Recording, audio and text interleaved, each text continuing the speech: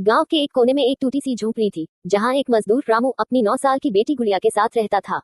बीवी को खोए कई साल हो चुके थे, अब बेटी ही उसकी दुनिया थी। दिन में ईंट भट्ठे पर पसीना बहाता और रात में बेटी के सपनों में रंग भरता।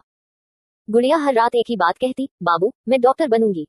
रामू मुस्कुरा देता, बनना ही है बेटा, चाहे मेरी हड्डियां गल जाएं पर तेरी किताबें बंद नहीं होंगी। लेकिन किस्मत को शायद रामू का सपना रास नहीं आया।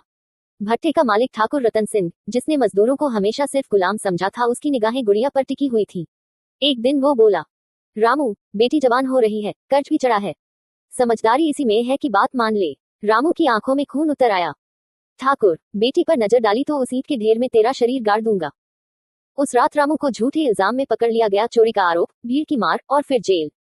गुड़िया अकेली रह गई, कई रातें भूख से रोते हुए बीती, लेकिन उस बच्ची ने हार नहीं मानी। वो गांव छोड़कर शहर आ गई, जूते पॉलिश किए, होटलों में बर्तन मांजे, बस अड्डों पर लोगों के पैर पकड़े, लेकिन पढ़ाई नहीं छोड़ी।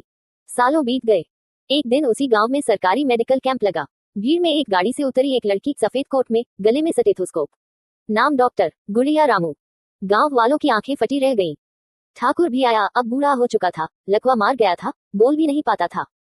गुड़िया झुकी, उसके पैरों के पास बैठ गई और बोली, याद है ठाकुर, तुमने मेरे बाबू से उसकी दुनिया छीन ली थी, लेकिन देखो उसी माटी से आज इंसाफ उगा है। तुम्हारा इलाज भी करूंगी, क्योंकि इंसानियत यही सिखाती है।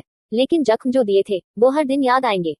फिर वो सीधी भट्टे के पास गई, जहां कभी रामू काम करता था। वहां की मिट्टी उठाकर माथे पर लगाई और आंसू बहाते हुए बोली, बाबू तेरी गुड़िया आज डॉक्टर बन गई।